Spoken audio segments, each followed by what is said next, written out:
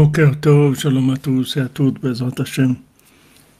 Allah, Besot Rabbeinu, on arrive dans ce monde-là à attraper des choses comme ça, Bezrat Hashem. Alors, Menachamaim, on arrive dans les explications du Rav de Tcherin sur le Sipurei Maasiot et qui concerne Eretz Israël, c'est-à-dire il va parler d'Eretz Israël d'après les Sipurei Maasiot.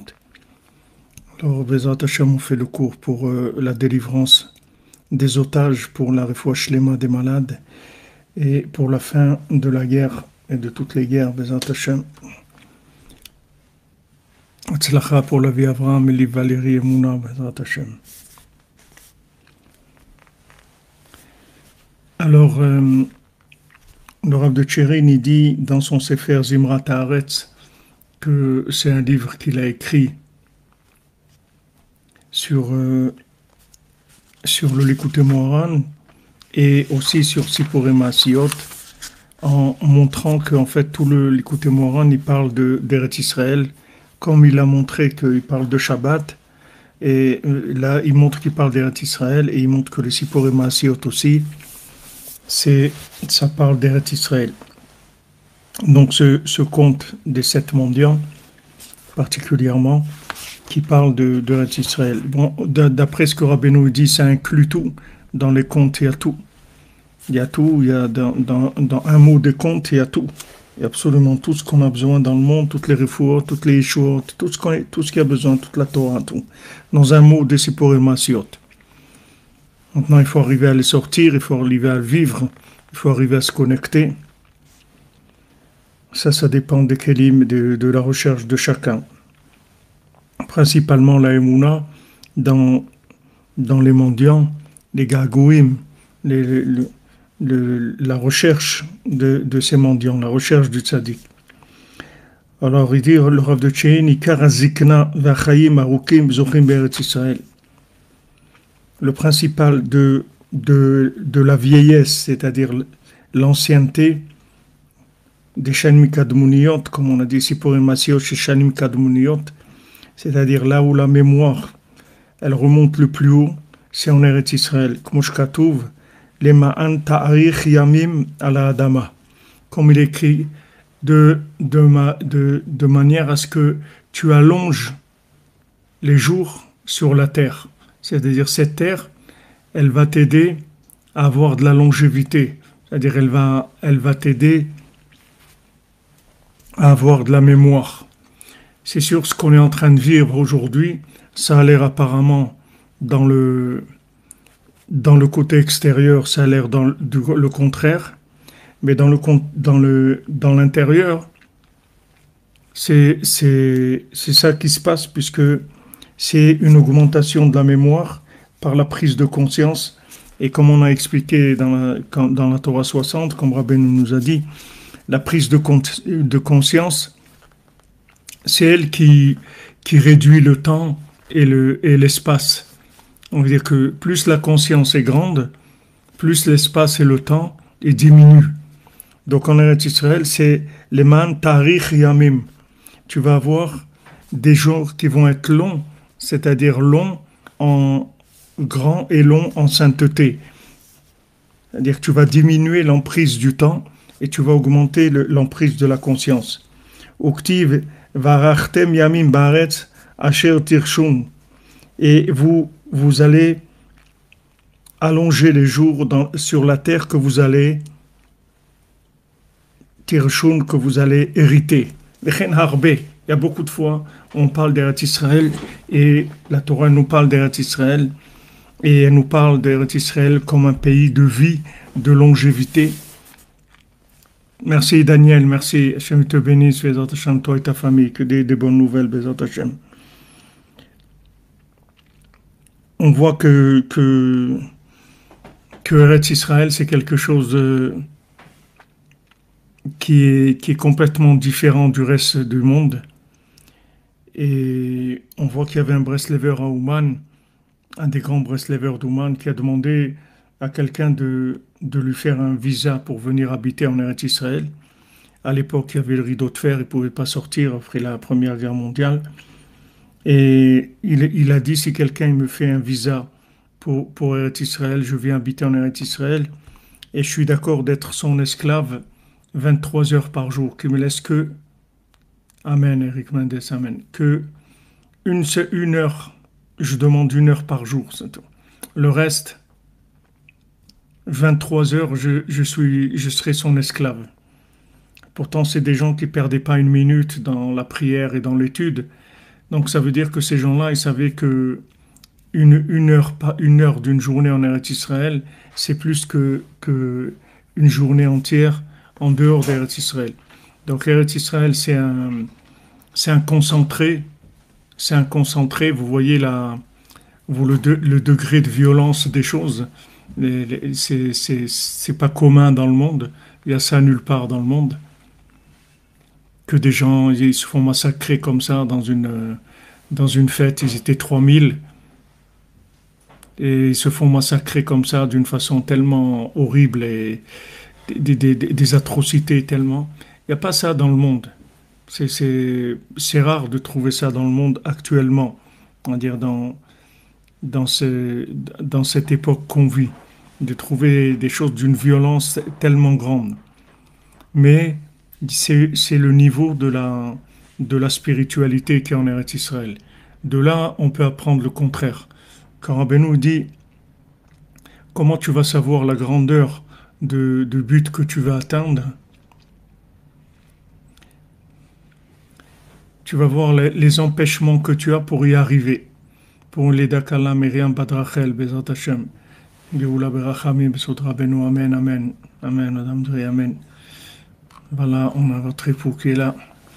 On a, Baruch Hashem, la stéréo. Asherenu Matov Relkenu. Donc on voit le...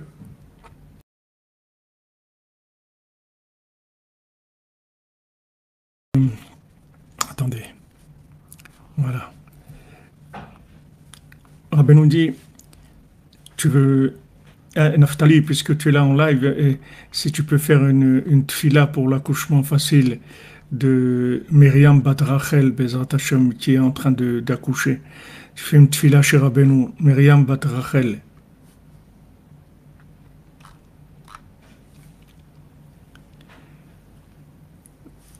Rabbeinu dit, quand tu veux aller vers quelque chose de grand, comment on va t'aider pour que tu ailles vers cette chose-là? On va t'empêcher d'aller. C'est comme ça qu'on va te donner envie d'aller, parce que si tu n'as pas envie, tu ne peux pas arriver. S'il n'y a pas de ratson, s'il n'y a pas de vouloir, il n'y a pas d'énergie. Il n'y a pas de... Toute l'énergie, elle vient du vouloir. Pourquoi maintenant on est en train de vivre ça? Parce qu'on est endormi, parce que les gens ils passent la journée à se disputer dans des partis politiques, et celui-là il a dit ça, l'autre il a fait ça, l'autre... Mais avant tout ça, avant des partis politiques et des divergences de droite, de gauche, de tout, il faut pas oublier le principal. Le principal, il faut pas l'oublier. Donc maintenant, quand on commence à perdre le ratson, quand on commence à perdre le vouloir, c'est-à-dire le vouloir, c'est le résultat de l'amour de l'idéal. Le vouloir, ça veut dire l'amour de l'idéal, la soumission à un idéal. C'est ça, vouloir. C'est ça, le ratson. Le ratson, c'est quand on est lié à un idéal, qu'on aime cet idéal, alors ça donne un vouloir très très fort. Rabbeinu dit que c'est le principal, c'est le vouloir. Il dit, comme le Rav Besançon, il a parlé à Rosh Hashanah, il a parlé de faire semblant. Et Rabbeinu il dit dans Sichot Haran que qui est-ce qui peut dire qui sert Hachem, qui va servir Hachem? Hachem, il est tellement grand, qui est-ce qui peut dire qui va servir Hachem? Mais il dit, on fait semblant, c'est tout. On fait semblant de servir Hachem. Est-ce que maintenant quelqu'un il peut dire, moi je sers Hachem, je fais quelque chose pour Hachem? Hachem, c'est l'infini. Qu'est-ce que tu vas faire pour Hachem? Qu'est-ce que tu peux faire pour Hachem? C'est l'infini. Imagine-toi dans le matériel, tu as quelqu'un qui qui est multimilliardaire. Il a tout ce que quelqu'un il peut imaginer dans le monde. Maintenant, tu veux lui faire un cadeau. Tu veux lui faire cadeau quoi? Qu'est-ce que tu vas lui faire cadeau? N'importe quoi que tu vas lui faire cadeau, tu vas pas, c'est rien du tout. Mais seulement, à travers le cadeau que tu vas faire, il voit il y a de l'amour, il y a de l'amitié, il y a un vouloir. C'est comme ça qu'il va interpréter le cadeau. Mais le cadeau lui-même, il vaut rien du tout pour lui. Il peut s'en acheter 10 000, ces cadeaux-là. C'est rien du tout. Hachem, il a des anges en haut qui sont des créatures qu'on peut même pas imaginer la splendeur que c'est. Rabbi nous dit, un ange, il a 1000 têtes et chaque tête, elle a 1000 bouches. Chaque bouche, elle a 1000 langues. Et quand il se met à chanter, cet ange-là, imagine-toi, il a 1 milliard de langues. Et il se met à chanter 1 milliard de sons différents les uns des autres qui font une harmonie. On ne sait pas ce que c'est. Nous, un orchestre philharmonique, c'est, je sais pas, 200 ou 300 ou 500 musiciens. Imagine-toi, 1 milliard, 1 milliard de musiciens, 1 milliard de mélodies en harmonie. On ne sait pas ce que c'est. Ça, c'est un ange, c'est tout. Hachem, il a donc, c'est pas ça que Hachem il veut. C'est pas ça qu'il cherche chez nous. Il cherche pas ça. C'est pas le côté extérieur qu'il cherche. Parce que ça, il en a. Mais ce qu'il cherche, ce qu'il veut chez nous, c'est le vouloir. C'est la seule chose qu'Hachem ne peut pas faire. Il ne peut pas vouloir à notre place. Il peut nous faire vouloir, mais pas vouloir à notre place. Comme ce jeune-là qui a raconté, il était là-bas dans cette partie, ils étaient 3000, il a dit.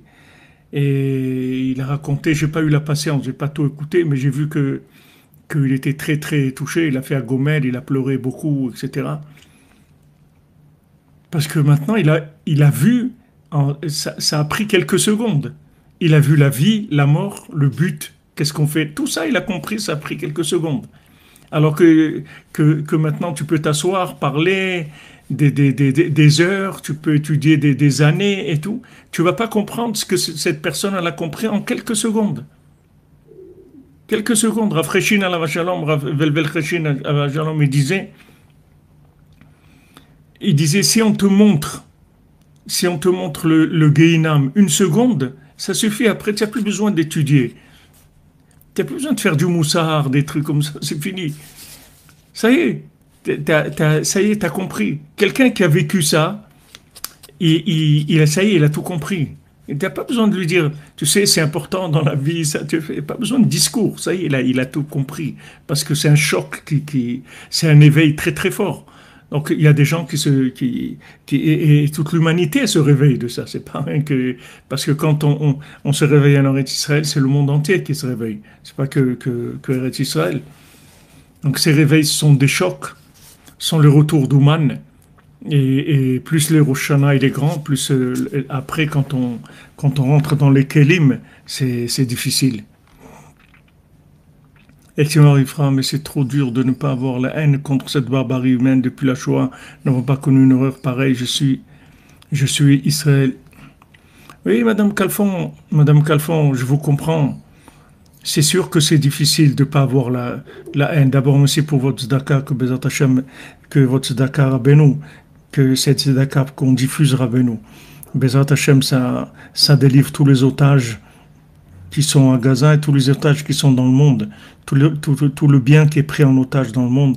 Il faut Shlema pour tous les malades et les lounishmat de tous ceux qui ont été assassinés. Madame Calfon, c'est sûr, c'est humain. C'est humain, cette haine contre la barbarie et tout. C'est humain, c'est émotionnel. Mais sachez que c'est pas ça qui va nous amener à un progrès quelconque.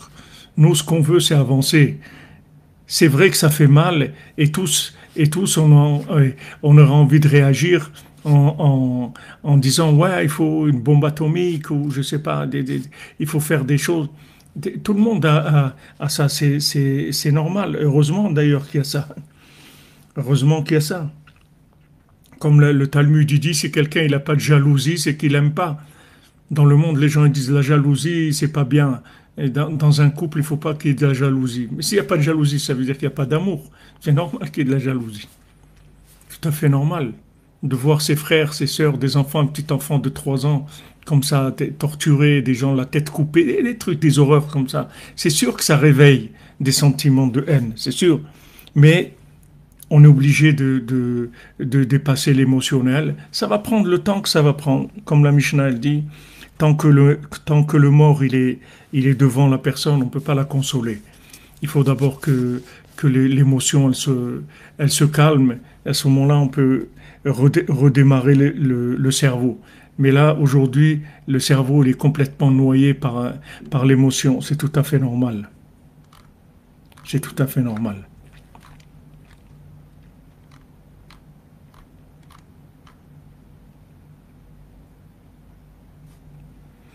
On ne peut pas pardonner maintenant. On ne peut pas parler de ça.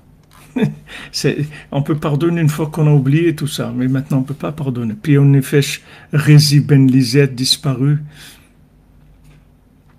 et les otages Royalim et Refouach Lema. Amen, Amen, Liel, Amen. On va faire le pidion ensemble. Hachem maintenant. Iratsom le Fenech Hachem Tekwadini Vagor Takashot Mealt Rézi Ben Lisette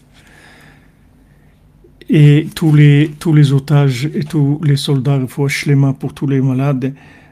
על ידי פלא עליון, שיעור חסדים גדולים ורחמים גבוהים פשוטים שאין בו תערובת דין כלל, אמן, בסוד רבנו הקדוש רבנו נחמן פגה, זכותו הגן והכל ישראל, amen. Donc, c'est sûr qu'on peut pas, on peut pas dire maintenant des raisonnements.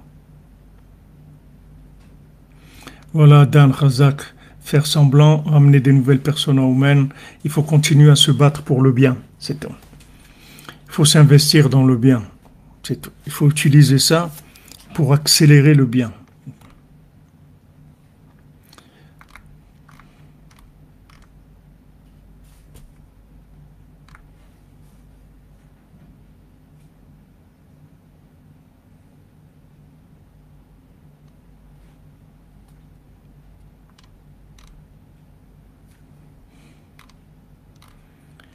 Oui, c'est choquant, c'est tout à fait normal. C'est humain, c'est tout à fait normal. Donc Rabbeinu il dit que si on veut voir le, la grandeur du but qu'on s'est fixé, c'est les difficultés pour y arriver, c'est les empêchements. Donc quand on voit Eretz Israël, on voit des niveaux comme ça de violence, de choses tellement fortes. C'est parce que la sainteté d'Eretz Israël, c'est quelque chose de très fort, de très élevé, et ça n'a rien à voir avec aucune chose dans le monde. Donc ici, c'est un pays de mémoire, c'est un pays de mémoire de l'infini, et ici, on ne peut pas oublier. On ne peut pas oublier. Bien sûr, on arrivera un jour à finir avec cette haine, et faire le shalom avec tout le monde. C'est sûr qu'on y arrivera. En attendant, il y a des intérêts qui développent de la haine. Tout ça, ce sont des gens qui sont derrière ça, parce que tous ces gens-là, ce sont des gens manipulés. C'est pas eux personnellement. Eux personnellement, si vous les prenez, c'est pas des gens comme Rabbi Nathan il dit quand il était en Eretz Israël, Rabbi Nathan, il est arrivé à un moment dans une île, et je ne sais pas si c'est à Rhodes ou je ne sais pas où ils sont arrivés. Et à l'époque, il y avait la guerre entre les Grecs et les Turcs. Et Rabbi Nathan, il dit qu'ils avaient très très peur parce qu'ils sont arrivés là-bas en revenant d'Eretz Israël. Le bateau s'est arrêté là-bas. Ils avaient très très peur parce que ils savaient que les Grecs, ils voulaient du mal. Ils voulaient du mal aux Juifs. Alors il dit que les Turcs, il dit que les musulmans, ce sont des gens qui aiment les Juifs. Il dit que même le pacha, là-bas, turc, les Grecs, ils lui ont demandé de donner tous les juifs pour libérer des prisonniers ou quelque chose. Il a dit, il n'est pas question, il n'a pas voulu donner les juifs. Alors Rabbi Nathan lui-même, il dit que les musulmans, c'est des gens qui aiment les juifs. La racine des musulmans, la racine de Ishmaël, c'est Abraham, et il y a un lien. Et d'ailleurs, Ishmaël, c'est le plus facile à faire tchouva. Nos sages, ils nous disent que Ishmaël, il va faire tchouva. On voit dans la Torah que Esav, il fait pas tchouva, mais Ishmaël, il fait tchouva. C'est le plus facile à faire tchouva. Seulement, c'est des gens qui sont facilement manipulables aussi. C'est-à-dire, ils sont manipulés par mais c'est sûr, quand on vit des choses comme ça, le choc, il est tellement fort qu'il y a l'émotionnel, il avale tout le cerveau. C'est tout à fait normal. C'est vrai, c'est Amalek. C'est vrai que c'est eux, c'est des Amalek. Mais Amalek, c'est une idéologie. Aujourd'hui, ce sont des idéologies. L'idéologie d'Amalek, de Esav, de Haman. Haman, Hamina Etz, d'où vient Haman, du Etz Adam, ce sont des idéologies, Amalek. Et les gens, ils adhèrent à ces idéologies. Et il y a des gens derrière qui sont des Amalekim, des vrais Amalekim, qui diffusent leur façon de voir dans le monde. Et ils trouvent des adeptes parce que ces gens-là, ils ont des intérêts, ou ils ont de la pauvreté, ou ils ont des frustrations, ou de la jalousie, ou ils exploitent les mauvaises midotes des gens pour faire passer des idéaux qui sont faux. Alors, Eretz Israël, c'est très puissant.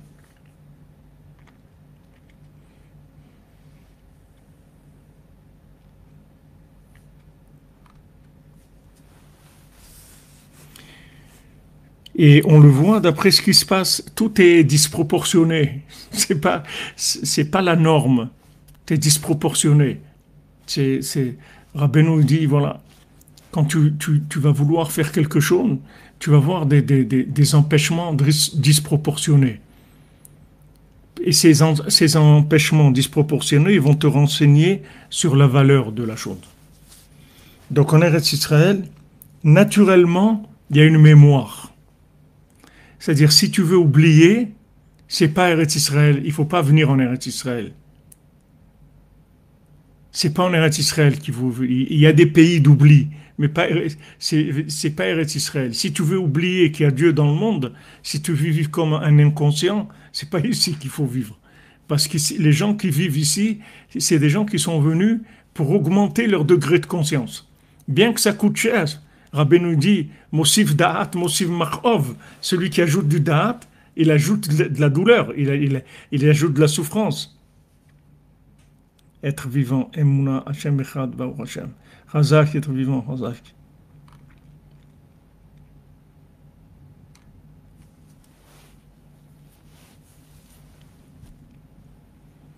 Non, on ne peut pas aller dans un pays d'oubli et rester en conscience. Le pays, il va vous transformer. Eretz Israël, Rabbeinu dit, Eretz Ochelet Yoshvea, c'est une terre qui mange ses habitants. C'est une terre qui vous transforme. La seule chose que vous pouvez faire, c'est ne pas venir habiter ici. Mais si vous venez habiter ici et que la terre, elle vous accepte, elle vous rejette pas, parce que si maintenant elle voit que vous êtes pas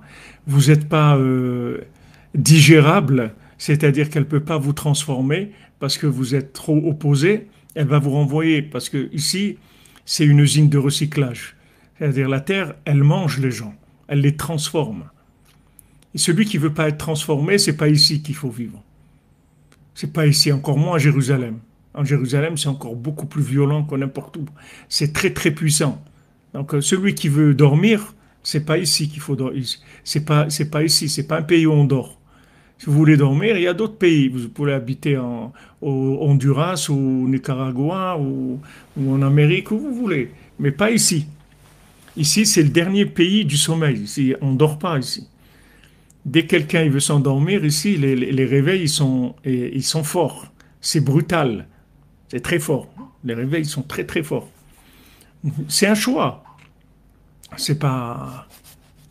C'est vrai qu'il y a des gens qui viennent, ils sont pas conscients. Là, il y a des gens, par exemple, qui sont venus dans cette partie-là de musique, ils sont venus d'autres pays, ils sont venus pour le festival de musique. Ils savent pas où ils sont venus.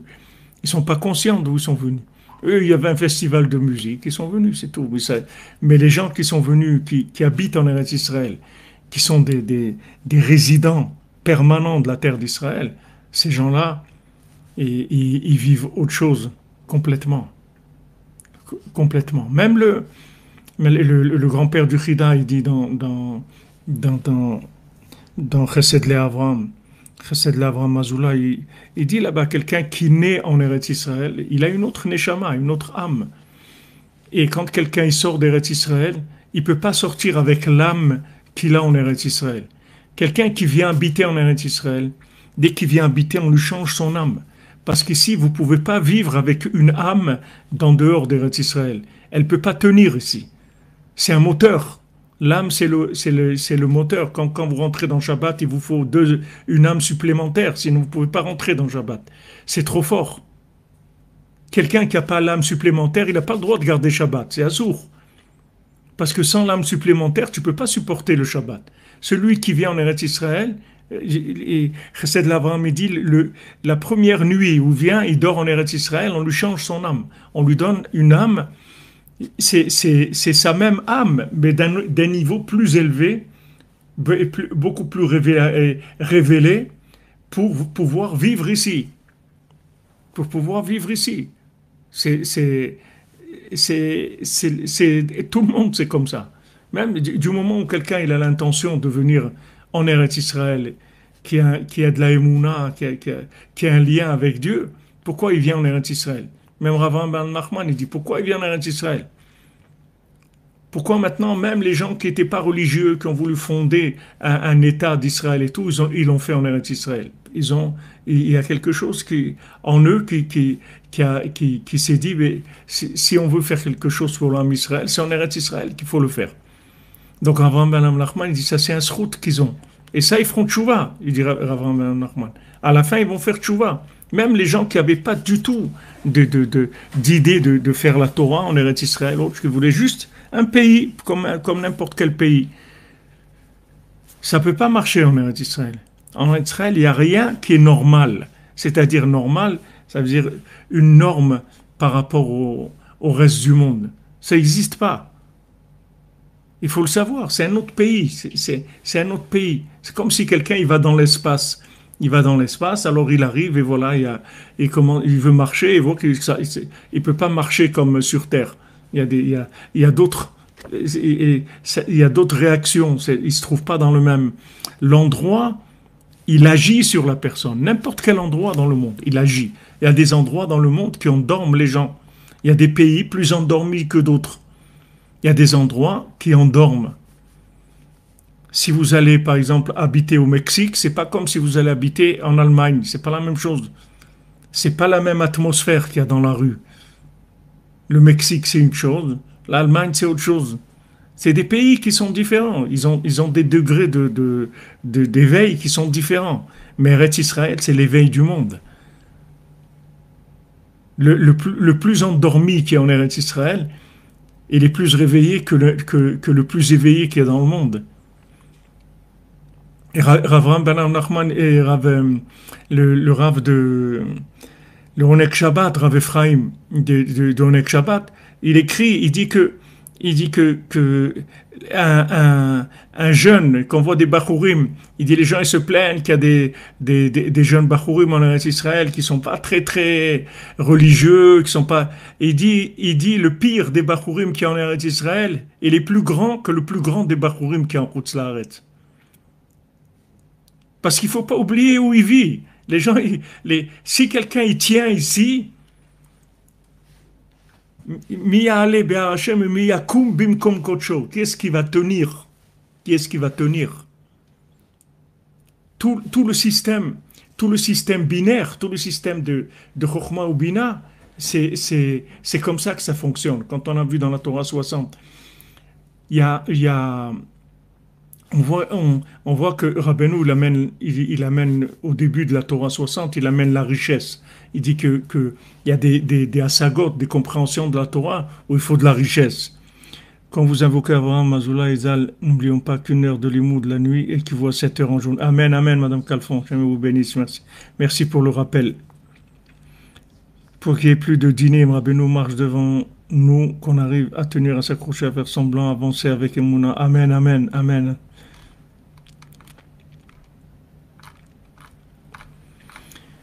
Dans la Mishnah que Rabbeinu rapporte de Pirkei Avot, Rabbeinu dit de la même manière, c'est im en kemach en Torah, c'est-à-dire que si quelqu'un il veut de la Torah, alors il lui faut de la farine, c'est-à-dire il faut qu'il ait de quoi manger, sinon il n'y aura pas de Torah. Alors, ceux qui veulent amener une Torah très élevée, ils ont besoin d'une grande richesse. Donc Rabbeinu l'a dit pour les Sipurim Asiot. Normalement, Rabbeinu, ça devait être l'homme le plus riche du monde.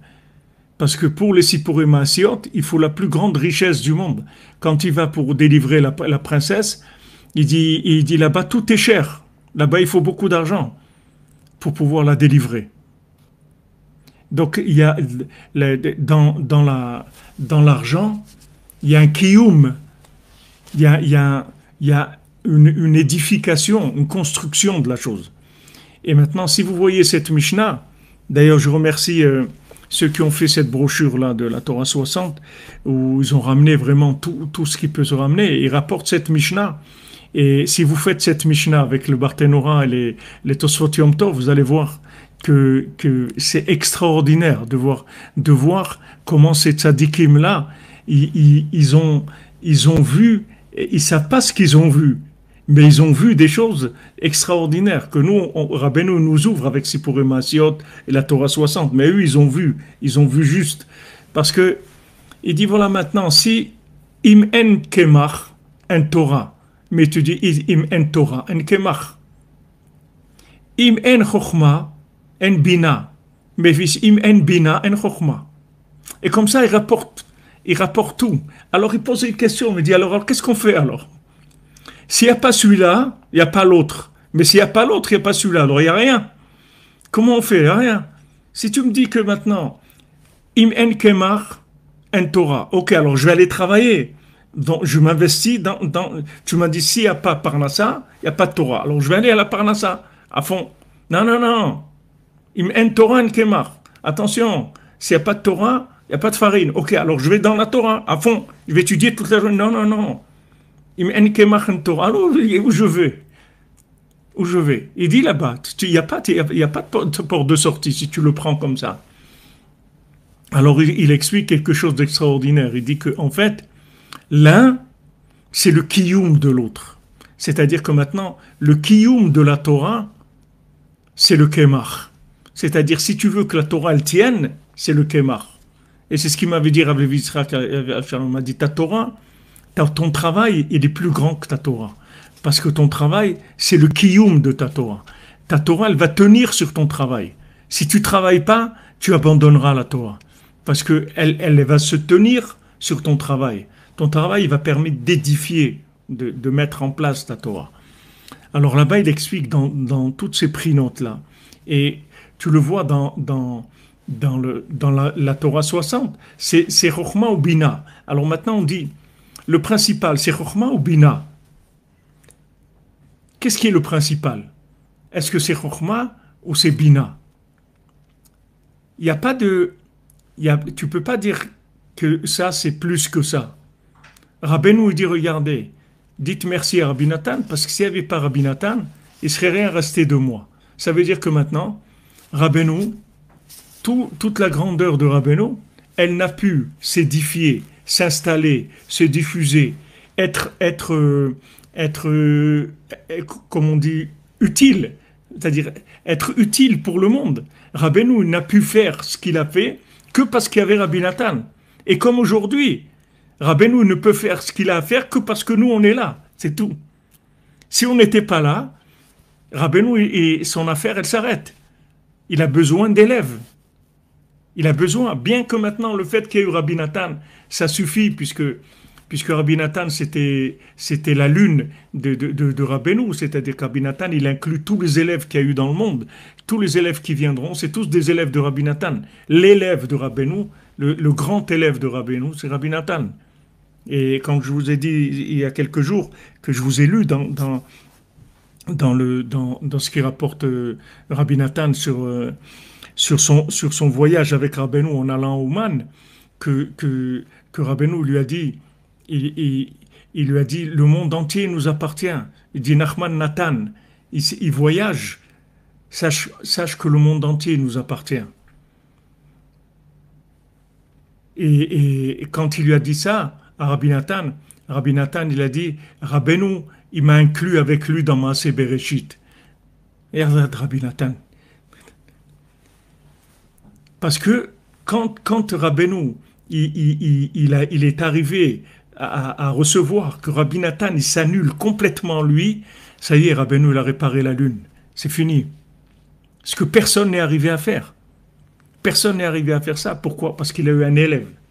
Et cet élève-là, c'est le Kiyum.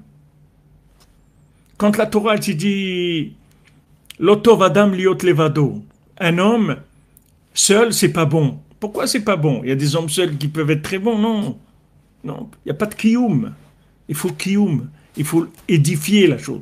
Donc, la Bina, c'est l'édifice de la Chokhmah. C'est-à-dire, la Chokhmah, c'est sûr que s'il n'y a pas de Chokhmah, il n'y a pas de Bina. La Bina, qu'est-ce qu'elle va faire s'il n'y a pas de Chokhmah? Elle n'a rien à faire. C'est sûr qu'un élève sans maître, il est insignifiant. Mais un maître sans un élève, il est insignifiant aussi. Pourtant, le maître, il a tout, mais il ne peut rien faire. Il ne peut rien faire. Donc, là-bas le Barthénora, le Tosfot et Yom t'explique cette notion-là dans le niglé, pas chaud, dans cette notion binaire-là, qui fait que tu as besoin des deux. Tu as besoin des deux. Et même Hachem, il a besoin du tzaddik, c'est la même chose. S'il n'y a pas le tzaddik dans le monde, Hachem, il plie l'affaire, elle est terminée. S'il n'y avait pas Avraham Avinu, le monde, il n'existe pas. Et les Toldot Shamayim Va'aretz, Bei Barham, voilà tout ce qui a été créé dans le monde, Bei Barham, al t'écrit Bei Barham, et là, Bei Avraham. Tant qu'il n'y avait pas Avraham Avinu, le monde, c'était une proposition. Quand il y a eu Avraham Avinu, le monde, ça y est, maintenant, il y a eu un tzaddik, comme Avraham Avinu, ça y est, le monde, il a un sens. C'est fini. On ne peut plus dire maintenant le monde va être détruit. C'est fini, le monde, il a un sens. Donc, quand maintenant, Moshe Rabbeinu, quand la Neshama de Moshe Rabbeinu est venue, alors ça y est, le monde, il est devenu une existence obligatoire. Chiyuv hametziut, Rabbeinu dit. Chiyuv hametziut. Rabbeinu dit, quand tu fais Idbo des doutes, tu fais Chiyuv hametziut. Quand tu fais Idbo des doutes, Rabbeinu dit, Alech bederech yechidi balayla, ou mefane libo levatala, ayareze mitrayev benafsho. Celui qui va la nuit dans la forêt, il sort, et mefane libo levatala, il vive son cœur pour dans le bitou la Hachem. Il s'annule à Hachem en faisant Idbo des doutes. Ayareze mitrayev benafsho. Celui-là, il devient chiyuv hametzinut, c'est-à-dire il obtient une existence absolue, plus relatif. C'est fini. Il devient indestructible. C'est fini. Celui qui fait Idbo des doutes, c'est quelqu'un qui est indestructible. Il a acquis une existence éternelle, obligatoire. Pourquoi? Parce que sa bouche, c'est devenu la parole d'Hachem. Dans sa bouche, c'est la parole d'Hachem. Vous voyez dans les tfilotes qu'il y a après le Tikkun HaKlali de Rabbi Nathan. Alors, il y a même des gens qui se croient des fois intelligents. Il y a des gens, ils ont corrigé ce qu'il a dit Rabbi Nathan. Mais les gens, tu vois, quand des gens ils font comme ça, tu vois la bêtise, tu vois les gens, comment ils sont bêtes, ils croient qu'ils comprennent quelque chose à ce qu'il fait Rabbi Nathan, à ce qu'il a écrit Rabbi Nathan. Mais Rabbi Nathan, dans la prière, après le Tikkun HaKlali, Rabbi Nathan il dit Ribono shel olam, petach picha leilem kamoni. Ouvre ta bouche à un muet comme moi. Qu'est-ce que ça veut dire ouvre ta bouche à un muet comme moi? Si tu parles avec quelqu'un, tu lui dis maintenant, s'il te plaît, ouvre ta bouche parce que je suis muet. Alors pourquoi ça va t'aider que j'ouvre ma bouche? ça ne va pas t'aider du tout. Mais d'après ce qu'on a étudié sur la Souka, dans la Souka, que Rabbeinu dit sur la Torah de la Souka, Rabbeinu dit quand tu pries Bekoach, tu mets ta force dans la prière. Alors maintenant, Koach Maasa guide les hameaux. Le Koach de ces Maasim, il guide les hameaux. Il guide. C'est-à-dire que maintenant, dans ta parole, en fait, Hachem, il va rentrer, il va prier dans ta bouche. C'est ça qu'il dit. Petar picha leilem kamoni. Ouvre ta bouche à un muet comme moi. Donc celui qui fait de doute,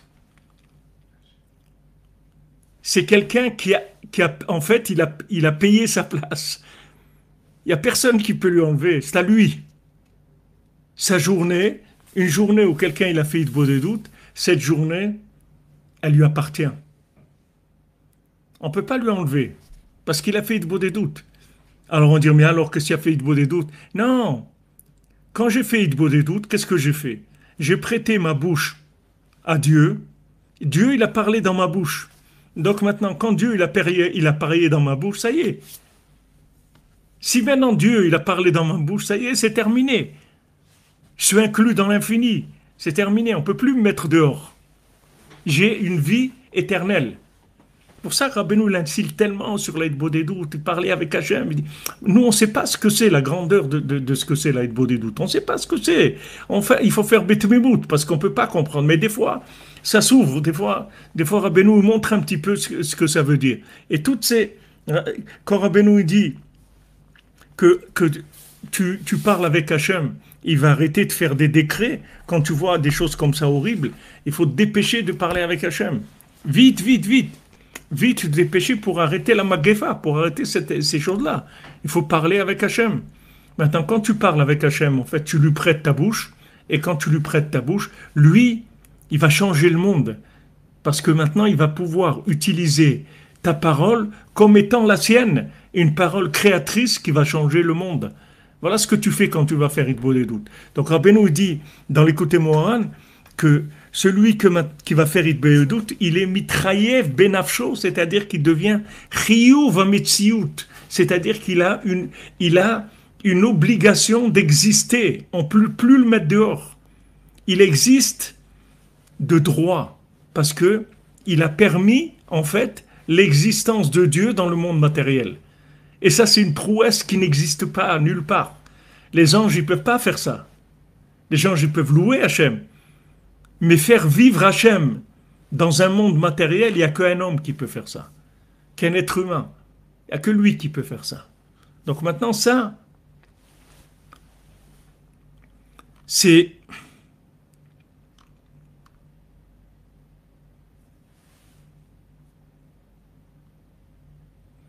Exactement, 23 heures de juin et 1 heure de beau des doutes. Maintenant, ces principes-là, ils sont en Eretz Israël, et ils atteignent des niveaux beaucoup plus grands parce que c'est un monde, c'est un pays de mémoire. Un pays de mémoire, ça veut dire que la divinité, elle est à fleur de peau. C'est-à-dire que on peut pas, c'est pas un pays où on peut oublier Hachem. Tu peux pas l'oublier. Si tu veux oublier Hachem, il faut aller vivre ailleurs, mais pas ici. Comme nos sages disent, celui qui habite en dehors d'Israël, il ressemble à celui qui a pas, Kemish en lo Eloka. Il ressemble à celui qui a pas de Dieu. Pourquoi il ressemble? Parce que c'est apparemment, il n'y a pas une présence de Dieu c'est-à-dire Dieu, il ne se manifeste pas. Si tu l'appelles pas, il ne va pas se manifester. Si tu l'appelles, il va se manifester. En Eretz Israël, il ne va pas attendre que tu l'appelles. Il va se manifester, que tu veuilles ou non, il va se manifester. Parce que c'est une terre d'un niveau de mémoire et de révélation beaucoup plus grande. Donc il ne faut pas s'étonner qu'il y a des choses qui sont très fortes, parce que c'est comme disait Rafraki, noblesse oblige. Tu rentres dans le palais du roi, tu vis dans un endroit de noblesse. Donc il y a d'autres valeurs. Il y a d'autres valeurs. Tu vois David Ameller et et il écrit les psaumes, Anit Fila, il est que de la prière et tout. Mais quand il fallait tuer, David, il tuait. Quand quelqu'un il venait, et David lui dit quoi? Tu as fait ça et tout, allez tuer-le. Non, non, David Amir, il a tué beaucoup de gens. Et que c'est un roi. Quand quelqu'un il est venu raconter sur Avshalom, comment il est mort et tout, il a dit, c'est ça, tu n'as rien fait, truc, allez tuer-le. Combien de gens il a tué comme ça? C'est le roi. Les gens croient que c'était des bisounours. C'était pas des bisounours, c'était pas le roi David. Les gens ils montent avec une harpe et croient que c'est un poète, il fait des bisous à tout le monde. David, il a tué des milliers de gens. Et ça reste pas, et ça empêche pas que c'est David Ameller, c'est Anit Fila. Il est que prière. Mais il a tué des gens. Parce que il fallait faire ça au moment où il devait le faire, c'est tout. C'était pas. C'était ce que Hachem voulait qu'il fasse à ce moment-là, c'est tout. Donc il y a pas, c'est pas un pays où tu peux faire ce que tu veux. Tu veux oublier, c'est pas ici qu'il faut venir. Ici, tu pourras pas dormir. Si tu es venu habiter en Eretz Israël, c'est que tu as choisi d'être branché sur Hachem, tu as choisi une existence éternelle et tu demandes de l'aide parce que tu te places dans un contexte qui va aider.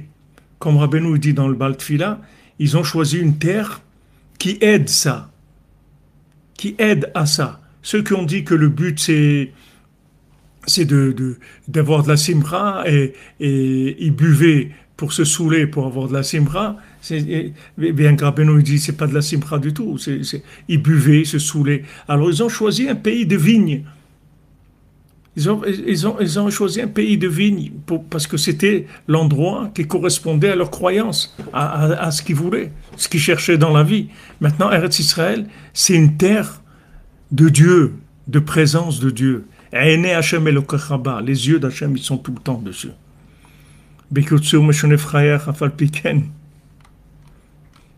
Adraba, exactement.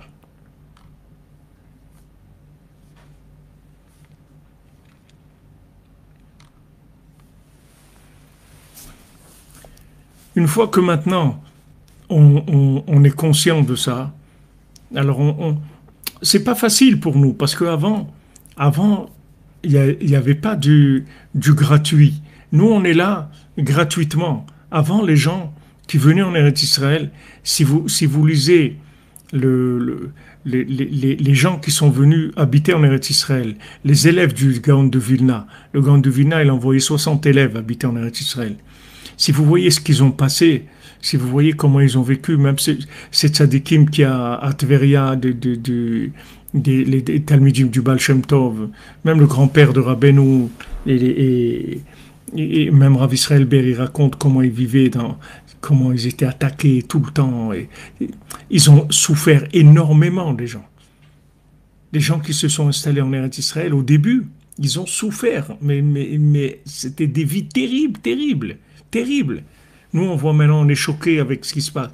Mais ils ont vécu c'était pas des attaques un jour ou une semaine, c'était la vie de tous les jours. Et tous les jours. Quand ils venaient à Yerushalayim ou ils repartaient à Tveria ou à Tzfat et tout, ils étaient attaqués tout le temps par des gens qui tuaient, qui volaient. C'était le début du Yishuv d'Eretz Israël. Il était très, très dur. Parce que les premiers, ils ouvrent et ils payent le prix, les premiers. Mais nous, on est venus gratuitement. On ne nous a rien demandé. Allez, tu veux venir? Allez, viens, c'est tout. C'est tout. Il n'y a pas de... On ne regarde pas si tu es si tu es au niveau ou pas. On dit, tu veux? Allez, viens, c'est tout. Tu veux, il n'y a pas de problème, viens, pas de problème. Donc nous, on n'est pas conscient de l'endroit où on est en train de vivre. On n'est pas conscient. Comme Rabbeinu, on n'est pas conscient qui c'est Rabbeinu. On n'est pas conscient. Si les gens ils étaient conscients de qui c'est Rabbeinu, les gens ils seraient dans une autre façon de Rabbeinu l'a dit à Rabbi Nathan, tu n'es pas joyeux parce que tu ne sais pas qui je suis. Si tu savais qui je suis, tu serais toute la journée joyeux. Mais tu ne sais pas qui je suis. Il a dit ça à Rabbi Nathan, la plus forte raison nous. Plus forte raison nous. Ah, maintenant, par rapport à ce que je vous ai dit tout à l'heure, maintenant, je pense à un dibourg de Rabbi Nathan qui est venu quand j'ai étudié ça, c'est que Avraham Ben Nachman, il dit aujourd'hui, Beikar, il faut étudier les livres de Rabbi Nathan, plus que Rabbeinu. C'est plus important d'essayer de comprendre Rabbi Nathan que de te lancer dans l'aventure d'essayer de comprendre Rabbeinu. Pourquoi? Parce que toi, tu ne peux être qu'un talmide d'un talmide. Tu ne peux pas être un talmide de Rabbeinu. Ça n'existe pas un talmide de Rabbeinu aujourd'hui. Ça n'existe que des talmidim de talmidim. Il n'y a personne qui peut être un talmide de Rabbeinu. Ça n'existe pas. Quelqu'un qui est un talmide de Rabbeinu comme Rabbi Nathan, il a été, ça n'existe pas. Même si tu veux te lancer dans cette aventure, tu dis non, non, moi, je vais étudier que Rabbeinu, c'est tout. Pas Rabbi Nathan. D'abord, le Rav du Likutei Moharan, c'est Rabbi Nathan qui l'a retranscrit. Mais disons que Rabbeinu l'a relu, etc. Disons que c'est la main de Rabbeinu. Mais même si tu veux étudier que Likutei Moharan et c'est pour Emma Siot, tu dis j'étudie pas Rabbi Nathan. Mais tu vas rien comprendre de Rabbeinu. Tu peux pas comprendre. Si Rabbeinu, il a dit que Rabbi Nathan, c'est la lune, ça veut dire que c'est tout. Il y a pas après, il y a que des étoiles après. C'est Corvéor. Après, il y a que des étoiles. Il y a plus des lunes. Après, c'est des lunes de lune, de lune, de lune, qui sont des étoiles, les massés, qui viennent, qui sont éclairées par la lumière de la lune. Mais aujourd'hui, le kiyum, si tu veux vivre Breslev, il faut que tu cherches Rabbi Nathan. C'est lui qui va te montrer comment on vit Breslev. Rabbeinu, il ne va pas te dire ce qu'on dit à un élève, à toi directement. Mais si tu vois maintenant comment il a vécu Rabbi Nathan, tu vas comprendre. Quand tu vois Rabbi Nathan, il te dit que avec toute l'itnagdout qu'il a eue, tout ce qui voulait le tuer, Rabbi Nathan, ils avaient mis sa vie, il a dit que c'était une mitzvah de le tuer. Nous maintenant on vit avec des terroristes, mais à l'époque c'était des rabbins, les terroristes, c'était pas des terroristes, c'était des rabbins, et des grands rabbins qui a décidé qu'il faut tuer Rabbi Nathan, et c'est une mitzvah de le tuer. Et Rabbi Nathan, il a vécu comme ça 3 ans, dans une persécution et des peurs tout le temps. Combien de fois ils ont essayé de le tuer au mikvé, là, etc. Il a vécu ça, Rabbi Nathan. Malgré ça, il a dit tout ce que j'ai passé comme persécution et tout, c'est rien par rapport à la souffrance que j'ai quand je rate un chatzot. Donc tu vois, Rabbi Nathan, il te met les pendules à l'heure, comme on dit. C'est-à-dire, il te montre la valeur des choses. Ça, Rabbeinu ne va pas le faire. Ça, Rabbeinu ne va pas le faire. Parce que Rabbeinu, il ne peut pas vivre sa Torah, lui, comme un élève. Il ne peut pas être l'élève de lui-même. Rabbeinu, c'est un maître, c'est pas un élève. Maintenant, tu vas voir un élève comme Rabbi Nathan, comment il vit la chose. Alors, tu vas tout de suite aller placer les éléments. Mais ça, tu vas l'apprendre de Rabbi Nathan, parce que Rabbi Nathan, c'est le kiyum de Rabbeinu. Rabbi Nathan, c'est l'édifice de Rabbeinu. Donc, quand tu vas aller apprendre Rabbi Nathan, tu vas voir exactement comment on vit la Torah de Rabbeinu.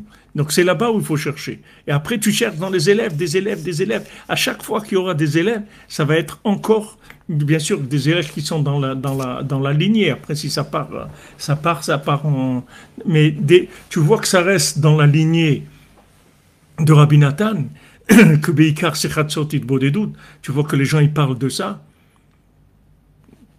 ça va, ça veut dire qu'ils sont dans la yeshiva, ils sont dans la yeshiva de Rabbeinu, ils vont te donner des outils qui sont des outils que eux ils ont fabriqués dans leur vécu de Rabbeinu à leur époque, comme ils l'ont reçu de Rabbi Nathan, ou comme il disait Rav Levi Yitzhak, moi j'ai connu des gens qui ont connu Rabbi Nathan quand ils étaient petits. Ils ont vu des gens qui ont vu Rabbi Nathan. C'est-à-dire que c'est quelque chose c'est pas quelque chose qui s'est perdu, après on est revenu vers ça. Ça s'est jamais perdu, il y a toujours une transmission qui s'est faite. Il y a toujours une transmission. Si tu vois Rav Israël Ber au dessert, comment il parle de Rav Israël Kardouner, tu vois Rav Israël Kardouner, tu voyais quelqu'un qui vit Rabbeinu. Quand Rav Israël Kardouner il s'est rapproché de Breslev, de Rav Moshe Breslever, qui s'est rapproché, tu vois cette soumission-là, cette soumission de ces hommes-là à Rabbeinu, c'est quelque chose d'extraordinaire. Et parce qu'ils étaient soumis, ils ont vécu le nian de Rabbeinu. Mais ils étaient soumis à des élèves. Ils ne peuvent pas se soumettre au maître. Le maître n'a aucune asaga, rien. Même Rabbi Nathan, quand, à l'enterrement de Rabbeinu, ils ont demandé à Rabbi Nathan qui est-ce qui va enterrer Rabbeinu, etc. Rabbi Nathan dit qui est-ce qui est au niveau d'enterrer Rabbeinu? Personne. Donc ceux qui font, simple, c'est tout. Comme on enterre ceux qui enterrent tous les rabbinim, qu'ils enterrent Rabbeinu, c'est tout. Parce que Rabbi Nathan, il était conscient, en même temps, il était conscient de ce qu'il savait. Rabbi Nathan, une fois, il est arrivé à la gare, à la gare routière, disons, à l'époque ça s'appelait la gare routière, la gare des calèches, et ils devaient aller quelque part, et avant ils avaient beaucoup de bagages, c'est pas comme aujourd'hui, et ils voyageaient avec beaucoup de bagages les gens, et il s'est trouvé comme ça tout seul à la gare avec ses bagages, et il a eu un peu comme ça d'amertume, il a dit je savais pas que le moir du monde, il devait porter ses valises aussi. Mais Rabbi Nathan, il s'est appelé lui-même le moir du monde. Il savait qu'il était le moir du monde. Sans aucun orgueil, c'est une réalité. Rabbi Nathan, c'est le cerveau du monde. C'est un élève qui est arrivé à s'inclure dans son maître, qui est arrivé à devenir la lune de Rabbeinu, et ça c'est la Géoula. La Géoula, c'est ça. C'est la lune, la Géoula. La Géoula, c'est pas le soleil. Si le soleil c'était la Géoula, ça fait longtemps qu'il y aurait eu la Géoula. Le soleil, il attend une lune adéquate pour pouvoir se révéler. Et la lumière de la lune, elle sera plus grande que la lumière du soleil. Qu'est-ce que ça veut dire plus grande? Ça ne veut pas dire qu'elle va être plus intense dans l'éclairage de Chokhmah, mais elle va être plus intense dans le kiyum, c'est-à-dire que tu vas comprendre qu'est-ce que c'est la Chokhmah. La Bina, elle va te faire vivre la Chokhmah. La Chokhmah, elle n'a pas de projet de vie. La Bina, elle va te permettre de vivre la Chokhmah. Rabbi Nathan, c'est la Bina de Rabbeinu. Là-bas, tu vas tout trouver. C'est pour ça que je vous le dis tout le temps. Étudiez les livres de Rabbi Nathan, les livres de la vie de Rabbi Nathan, plus que l'Ikuta Halachot, plus que tout. Alim la Troufa, et le voyage en Eretz Israël, et Mémoiranat, ou même Chaye Moharan, tout où tu vois vivre Rabbi Nathan, ça c'est la chose la plus grande qui est, parce que tu le suis dans du vécu. Tu vas voir comment il va réagir à une épreuve. Tu vas voir comment il est brisé parce qu'on lui a dit ça et ça, et tu vas voir comment il se remonte. Après, il dit non. Non, tu vois le capitaine du bateau, il dit bon, maintenant il se trouve quelques jours avant Rosh Hashanah, et il espère encore revenir chez lui. Ça lui a pris 6 mois, son voyage pour venir en Israël, Rabbi Nathan. Aller-retour, c'était 6 mois. Et là, c'était Rosh Hashanah, il espérait et tout. Et le capitaine, il a dit, non, maintenant, on est dans un endroit où il n'y a pas de vent. Et regardez, il y avait des dizaines de bateaux qui étaient là. Il dit, on en a pour plusieurs semaines ici. On va rester ici plusieurs semaines. Alors, Rabbi Nathan, il était cassé. Il a dit, quoi, plusieurs semaines, on va être là, on va rater tout, Rosh Hashanah et Sukkot et tout. Il était cassé. Et après, il s'est repris. Il dit, mais attends. Le vent, c'est pas lui qui décide s'il y a du vent ou pas. C'est pas lui qui décide. C'est pas le capitaine qui décide s'il y a... Lui, il dit, d'après ce qu'il voit, la météo et tout, il va pas y avoir de vent, donc on n'en a pas pour plusieurs semaines. Mais c'est pas lui qui décide le vent. C'est Hachem. Alors il dit, voilà, j'ai commencé à me transek dans la Emouna, et j'ai commencé à prier Hachem. Et il y a eu du vent, ils sont partis. 2 jours après, ils sont partis. Tu vois comment Rabbi Nathan, il vit Rabbeinu. Ça, c'est plus grand que tout. Ça, c'est du chimouche. C'est-à-dire, tu viens, tu le vois, nous aussi on a ces épreuves-là toute la journée. On a les mêmes épreuves, dans un contexte différent, mais c'est les mêmes épreuves qu'on a. Tu vois qu'on te dit, c'est pas possible. Mais attends, qui tu es toi pour dire que c'est pas possible? C'est toi qui décides? Tu ne décides rien du tout. Tu décides. Qu'est-ce que tu décides? Un médecin, il vient, il dit, oh, bon, vous, madame, hein, vous pouvez pas avoir d'enfant. Qu'est-ce qui t'a dit ça que qui est-ce qui a dit? Pourquoi? C'est toi qui fait que quelqu'un ait un enfant? C'est pas toi. Et voilà, il y a plein de paroles de Youch comme ça, qui sont des trucs que les gens ils prennent comme argent comptant. C'est comme ça, c'est tout. Il y a la guerre, voilà, maintenant, les trucs et tout. Alors qu'une fois, il y avait, je me souviens plus dans quelle guerre, ils sont arrivés dans une maison, les soldats à Gaza, où il y avait, c'était une maison qui était piégée, il y avait des bombes partout. Et il y a une vieille dame qui était à l'entrée, elle a dit non, ne rentrez pas, c'est piégé ici, partez. Il a dit c'était Rachel Imenu. Alors maintenant, ça, les gens, ils n'ont pas prévu le joker dans le jeu, tu comprends? Ils n'ont pas prévu que Rachel Imenu, elle peut venir et dire à ses enfants, ne venez pas là ou allez là-bas, en fait. Ça c'était pas prévu au programme. Les gens, ils ont prévu de la logique. Mais il n'y a pas de logique en Eretz Israël. Il n'y a pas de logique en Eretz Israël. Il faut que tu t'habitues à vivre avec des miracles. Tu ne peux pas vivre avec de la logique. Parce que c'est un pays d'une intensité de révélation divine très très forte.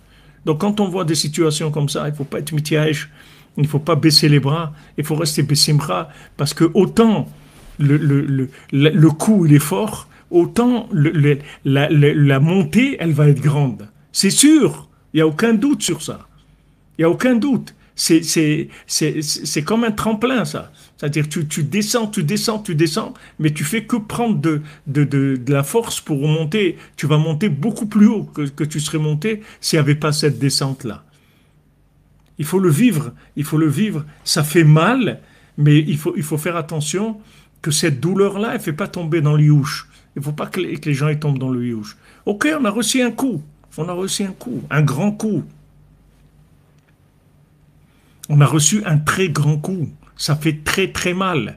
On a très mal pour ces gens-là. C'est horrible. On a reçu un coup terrible. Mais un youch. Un youch. On continue, c'est tout. On continue de plus belle. Comme le Zohar dit, qui est-ce qui gagne? C'est celui qui tient l'arme à la main. Quand on prend le loulav, man deachez mane beyade. Celui qui tient le loulav dans sa main, c'est lui qui a gagné. Tu tiens l'arme dans ta main. Tu continues à prier, tu as gagné. Tu as gagné. Tu te rends compte ce que ça veut dire? Tu vas faire Hitbo des doutes. Hachem, il va se prier à lui-même à travers ta bouche. Lui, il sait qu'est-ce qu'il faut lui dire pour le convaincre. Lui, il sait quel mot tu dois dire pour le convaincre. Donc lui, il va te mettre dans ta bouche les mots qu'il faut pour que tu déclenches sa miséricorde. Il va prier dans ta bouche. Juste, il faut du koach, il faut faire békoach, il faut des efforts. Des efforts, c'est des efforts. Tu te lèves à Khatsot, c'est un effort. Tu vas au kotel, c'est un effort. Tout ce que tu fais, ou tu te forces à t'asseoir pendant 1 heure quelque part, et tu reprends, ta pensée, elle part, tu te reprends. Tout ce que tu vas faire comme effort, ça donne la possibilité d'accès à Dieu dans ta parole. Et à ce moment-là, c'est lui qui maintenant ma bouche, elle va dire ta louange à toi. C'est toi qui vas te prier à toi-même à travers ma bouche. Donc, tu peux pas avoir plus grand que ça au monde, plus puissant que ça au monde, plus extraordinaire que ça au monde. Donc, il faut y aller, c'est tout. Il faut pas lâcher. Il faut pas lâcher. On a mal, mais on continue. On continue. On ne perd pas le temps dans la politique. Ne perdez pas de temps là-dedans, ça ne sert à rien. La politique, vous croyez que Biden, le bidon, il a envoyé un bateau avec des trucs. Qu'est-ce qu'on a à faire de ces bateaux-là? Il nous mène en bateau, c'est tout. Il a envoyé un bateau avec... Il a averti déjà, il a dit, mais on ne va pas se mêler, hein, ne croyez pas, on ne va pas se mêler de la guerre. Alors qu'est-ce que tu es en train de faire là? Tu envoies un bateau. Alors maintenant, il envoie un bateau parce qu'il calcule que Poutine, comme maintenant il fait avec la Chine, alors lui veut se mettre avec le moyen. Alors Poutine, tout de suite, il dit, bon, il faut faire que... Il a invité Abbas qui vienne à Moscou. Ces trucs-là, il n'y a rien dans tout ça. Il ne faut pas perdre son temps là-dedans, du tout, du tout, du tout. Pas rentrer du tout là-dedans. Nous, on prête notre bouche à Dieu pour qu'il se prie lui-même. C'est tout. C'est tout. C'est ça l'Hitbo des doutes. C'est Ruach HaKodesh. On donne notre bouche à Dieu et Dieu il se prie lui-même et avec ça il amène toutes les délivrances du monde. Voilà les amis.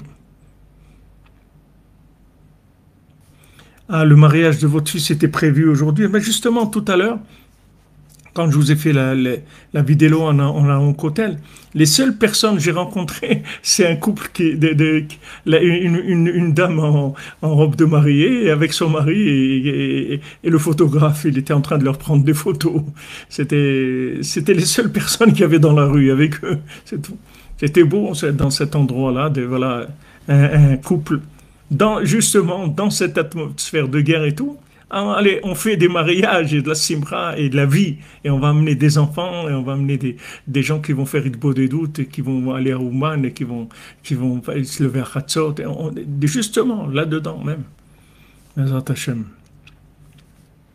Bon, des fois, les conditions font que c'est pas possible. Il n'y a pas de traiteur ou il n'y a pas ci ou il n'y a pas là.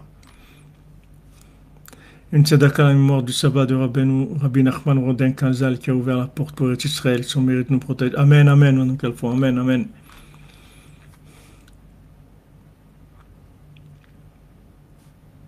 Bon, Hachem, si vous comprenez rien en politique, vous êtes sécurisé. Bon, Hachem, si vous êtes sécurisé, tranquille. Oui, c'est très vide à l'extérieur. C'est vide.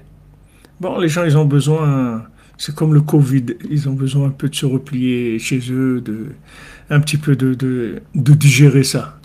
C'est difficile. Voilà, il faut garder le moral, exactement. Il faut le moral haut. Le moral haut. Il y a un réserviste là qui a fait une petite vidéo, un monsieur avec une barbe blanche comme ça. Et il a dit, allez, on y va, il faut savoir qu'il y a le moral. Et on est sûr, Hachem, il est avec nous. Il n'y a pas de... Pourquoi on est là? C'est pour Hachem. Pourquoi on est en Eretz Israël? C'est pour Hachem.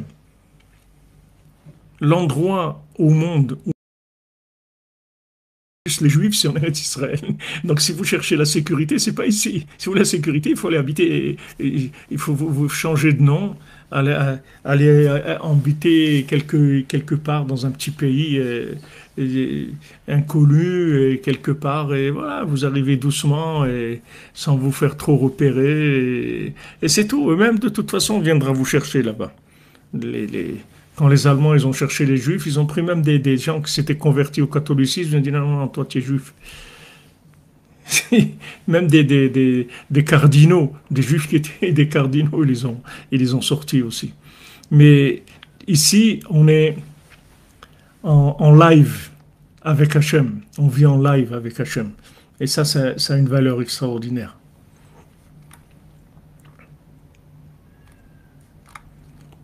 Ouais, voilà, on a fait une petite balade tout à l'heure à Yerushalayim, montrer Yerushalayim. C'est extraordinaire. Merci Ouidad, merci mon ami. Amen, amen, amen. Amen, voilà, on avance, on se retrouve tout à l'heure. Je vais essayer de faire à l'heure à 14h. Brineder, Bezrat Hashem. On avance. Bachavé Hatzlacha, n'ayez pas peur, ne vous inquiétez pas, parce que tout, ça va être merveilleux.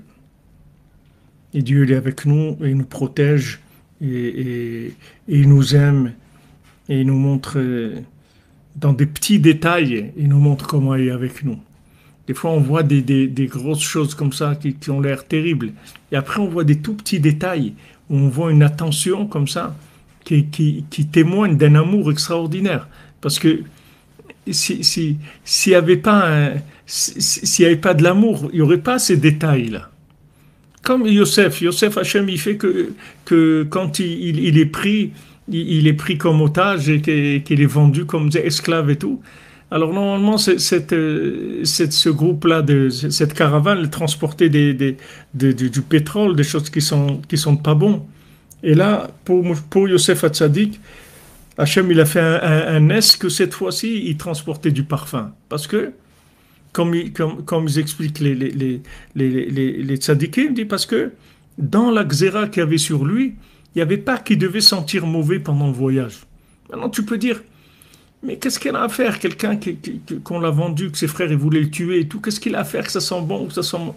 Non, c'est précis. C'est très, très précis. Il n'y a rien comme ça à peu près. Il n'y a pas celui-là, il était avec l'autre, ou il n'était pas là, ou il était truc, ou il était... C'est précis. Chacun, très très précis ce qui se passe avec chacun. Maintenant, comprendre, on ne comprend pas, mais un jour, on verra. On nous expliquera tout et on verra exactement. Comme celui que le Baal Shem Tov lui avait fait une bracha, qui a eu un petit enfant, et après il est mort le jour de la Brit Mila, le petit enfant. Et les parents, ils étaient complètement... Comment on n'a pas eu d'enfant des années, on vous demande une bénédiction, le bébé il meurt. C'est ça, ne nous donnez rien. Pourquoi vous donnez un bébé qui meurt? Alors le Baal Shem Tov, il leur a raconté que le bébé qu'ils ont eu, en fait, c'était quelqu'un qui s'était converti à l'âge de 16 ans et qui est devenu un très grand tzaddik. Et dans l'autre monde, il est arrivé d'un niveau très élevé. Mais s'il voulait monter plus haut, il avait besoin de faire la Brit Mila à l'âge de 8 jours. Il l'a fait à l'âge de 16 ans. On lui a demandé, est-ce que tu veux revenir dans ce monde pour ça? Il a dit oui. Donc il est revenu. Il a fait la Brit Mila à l'âge de 8 jours. Il est reparti. Et il dit, vous voulez qu'on le ressuscite et tout? Non, non, on est très content d'avoir eu le mérite d'avoir eu cet enfant-là, ce tzaddik-là comme notre enfant. Ils étaient très contents, les parents. Voilà, ils les ont rendus joyeux. Alors que, imaginez-vous, quelqu'un, il n'a pas d'enfant, des années. Il a un enfant, il meurt le jour de la Brit Mila. Mais c'est horrible. C'est de l'horreur. Mais quand on explique, on montre maintenant le scénario, ça y est, c'est pareil qu'ils n'avaient pas de la peine. Ils étaient contents, ils ont dansé. Waouh, Hachem, il nous a choisi à nous pour faire un tikkun comme ça, mais c'est extraordinaire, c'est merveilleux. Voilà, amen, amen, Madame Calfon. Razak, Razak, les amis. Vous êtes à Besançon, Eric Mendes. Razak, Razak. Razak Yitzhak sur le Tzion de Rabbeinu. Voilà. Bougez là-bas, Rabbeinu, bougez-le. Ouais, c'est ça, on n'a pas des retours de l'autre monde, comme vous dites. Dans Zelfrim, on n'a pas, on ne sait pas. On ne sait pas.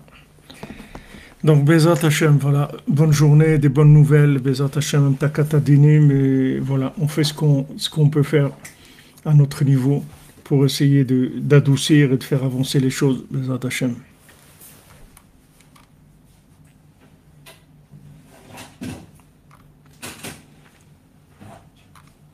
Merci, merci à vous. Voilà, on compte sur vous, Yitzhak, Ben Celia et Naftali, Ben Sarah. Il faut prier là-bas. Il faut réveiller Léa, qu'elle aide Rachel. Bezat Hashem.